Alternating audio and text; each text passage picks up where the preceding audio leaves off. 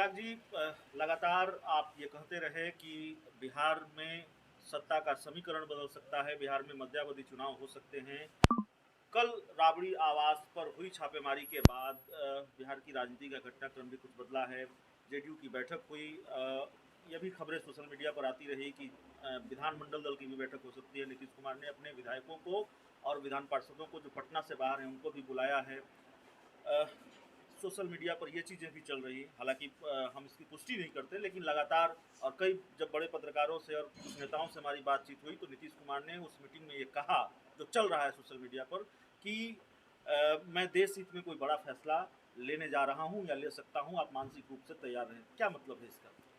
देखिए, खैर social media पे चल रही बातों के आधार पर मैं टिप्पणी नहीं करूंगा। मेरी टिप्पणी मेरे व्यक्तिगत अनुभव पर, मेरे राजनीतिक अनुभव के आधार पर रहेगी। और इस बात को मैं निरंतरता में बोलता आया हूं कि बिहार में मध्यावधि चुनाव होंगे। बिहार में राजनीतिक समीकरण बदलेंगे और वो समीकरण एक नए सत्ता की तरफ बिहार को लेकर जाएंगे। अब वो समीकरण बदलाव की शुरुआत अभी से नहीं, पिछले कई समय से हम लोग देख रहे हैं। जो मौजूदा जो सरकार है, घटक दलों के बीच में जिस तरीके से विरोधाभास देखने को मिला है विभिन्न विषयों पर, और लगातार ये विरोधाभास उनका चल रहा है। कई बार तो ऐसा लगता है कि उस विरोधाभास को बढ़ाया जा रहा है, उसको उकसाया जा रहा है। कहीं ना कहीं मंशा गठबंधन से अलग होने की। और ये मैं जनता दल यूनाइटेड के बारे में कह रहा हूँ, मैं मुख्यमंत्री नीतीश कुमार जी के बारे में कह रहा हूँ कि वो समय समय पर कई ऐसे विषयों को उन्होंने उठाया जिसको वो अभी नहीं भी उठाते तो उसकी ज़रूरत नहीं थी। भाई, जब आपको उठाना था विशेष राज्य के दर्जे की मांग, चुनाव के वक्त उठाते ना। प्रधानमंत्री जी के सामने शर्त रखते कि अगर आप विशेष राज्य का दर्जा नहीं देंगे, हम 2019 का चुनाव नहीं लड़ेंगे, आपके साथ हम 2020 का चुनाव नहीं लड़ेंगे। 2017 में आते ही नहीं इनके साथ, क्योंकि आपको पता था तब तक इनकी नीति क्या है। विशेष राज्य का दर्जा नहीं देने जा रही केंद्र सरकार, भारतीय जनता पार्टी। तो आप क्यों आपने अब इन विषयों को उठाना शुरू किया? जातीय जनगणना पे जिस तरीके से विपक्ष की गोलबंदी अपने ही घटक दल के सामने आपने करनी शुरू की, प्रधानमंत्री जी के समक्ष तमाम विपक्षी दल को ये लेकर गए, तो ये सुगबुगाहट वहीं से चल रही थी। और इस सुगबुगाहट में और ज़्यादा तीव्रता आई है। और इस बात को मैं पुनः दोहराता हूँ, मैं मान के चल रहा हूँ कि बिहार में मध्यावधि चुनाव होंगे। एक वैकल्पिक गठबंधन बनाने का प्रयास हो रहा है, एक वैकल्पिक सरकार बनाने का प्रयास हो रहा है। मुझे नहीं लगता कि वैकल्पिक सरकार बनना भी संभव होगा। होंगे तो मध्यावधि चुनाव। राज्यसभा चुनाव को लेकर नजरें टिकी हुई हैं।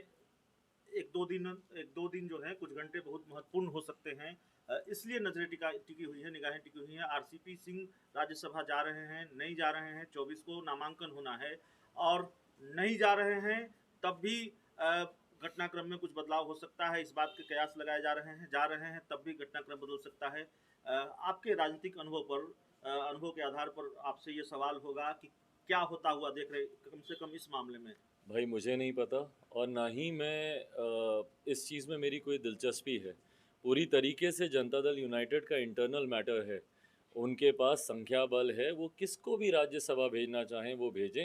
हाँ, मैं इतना मैं ज़रूर मानता हूँ, क्योंकि एक इतिहास, एक खूबसूरत शुरुआत जनता दल यूनाइटेड की तरफ से ज़रूर की गई। जिस तरीके से जो उपचुनाव हुए राज्यसभा के, आदरणीय स्वर्गीय किंग महेंद्र जी के स्थान पर जो चुनाव हुए, उसमें जिस तरीके से पार्टी के एक ऐसे कर्मठ कार्यकर्ता को जनता दल यूनाइटेड ने भेजा, हेगड़े जी का मैं जिक्र कर रहा हूँ, जिन्होंने पर्दे के पीछे रहकर पार्टी के लिए उन्होंने काम करने का कार्य किया, पार्टी के लिए उन्होंने मेहनत की। तो ये एक अच्छी शुरुआत है, ऐसे लोगों को भेजा जाना चाहिए। उसी क्रम में मैं आरसीपी जी को भी मैं मानता हूँ कि आदरणीय केंद्रीय मंत्री आरसीपी सिंह जी भी उसी श्रेणी में आते हैं। पार्टी के लिए उन्होंने योगदान किया है, उन्होंने पार्टी के लिए उन्होंने काम किया, पार्टी के संगठन को खड़ा करने वालों में से एक आरसीपी सिंह जी रहे हैं। बट अंतोगत्वा राज्यसभा किसको भेजा जाना चाहिए, नहीं, ये जनता दल बिहार की यूनाइटेड। राजनीति में वाकई बहुत कुछ बदल गया है। चिराग पासवान मुख्यमंत्री नीतीश कुमार के फैसले का स्वागत कर रहे हैं या उनके फैसले की तारीफ कर देखिए, रहे मैंने हैं? हमेशा मुख्यमंत्री जी के हर उस फैसले का स्वागत किया, तारीफ की, जब जब उन्होंने सही फैसले लिए। अफसोस की बात यह है कि वो आम तौर पर इतने ज़्यादा सही फैसले लेते नहीं हैं कि मैं निरंतरता में उनकी तारीफ़ करूं। बट जब जब उन्होंने लिया, मैं हमेशा कहता हूं, शराबबंदी, सबसे पहला उनका समर्थक मैं था। मैं उस वक्त विपक्ष में था और उस वक्त समीकरण एकदम अलग थे। वो महागठबंधन में थे, हम लोग एनडीए में थे। मैंने उस वक्त भी शराबबंदी का मैंने समर्थन किया था। आज भी जातीय जनगणना का मैं समर्थन करता हूं। मैं मुख्यमंत्री जी के साथ मजबूती से खड़ा हूं, पर फैसला तो लें वो। करना उन्हीं को ही है। तो जब जब उन्होंने सही फैसले लिए मैंने उनका आखिरी सवाल है चिराग जी, जाहिर तौर पर बिहार में जो कुछ भी चल रहा है या जिस बात का अंदेशा है कि बड़ा राजनीतिक बदलाव हो सकता है, नज़र तो आपकी पैनी होगी इन घटनाक्रमों पर, क्या तैयारी है अगर ऐसी स्थिति और परिस्थिति आती है तो? ये लोक जनशक्ति पार्टी रामविलास पूरी तरीके से हर परिस्थितियों के लिए तैयार है।